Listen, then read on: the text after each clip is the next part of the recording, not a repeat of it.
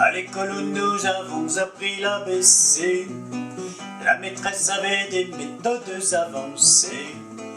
Comme il fut nous le temps bien éphémère hélas, où cette bonne fée régna sur notre classe, régna sur notre classe.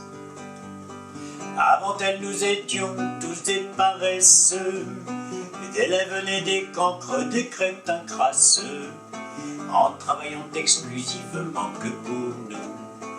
Les marchands de bonnets d'âne étaient sur le genou, étaient sur les genoux. La maîtresse avait des méthodes avancées. Au premier de la classe, elle promit un baiser. Un baiser pour de bon, un baiser libertin. Un baiser sur la bouche, enfin bref, un patin. Enfin bref, un patin. Au pupitre alors quelque chose changea. L'école buissonnière n'eut plus jamais un chat. Et les pauvres marchands de bonnets d'âne cognèrent tout à coup la faillite, le crack, la faillite, le crack. Lorsque le proviseur à la fin de l'année nous lut le résultat, il fut bien étonné. La maîtresse elle rougit comme un coquelicot, car nous étions tous pris d'excellents ex-aequo, d'excellents ex-aequo.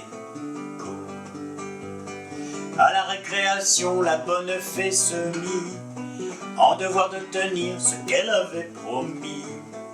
Et comme elle embrassa 40 lauréats, jusqu'à une heure indue, la séance dura, la séance dura. Ce système, bien sûr, ne fut jamais admis par l'imbécile alors, recteur d'académie de l'école en dépit de son beau palmarès. On chassa pour toujours notre chère maîtresse, notre chère maîtresse. Le cancre fit alors sa réapparition. Le formanthème est redevenu l'exception. À la fin de l'année suivante, quel fiasco! Nous étions tous derniers de la classe ex-aequo, de la classe ex-aequo. À l'école où nous avons appris l'ABC, la maîtresse avait des méthodes avancées.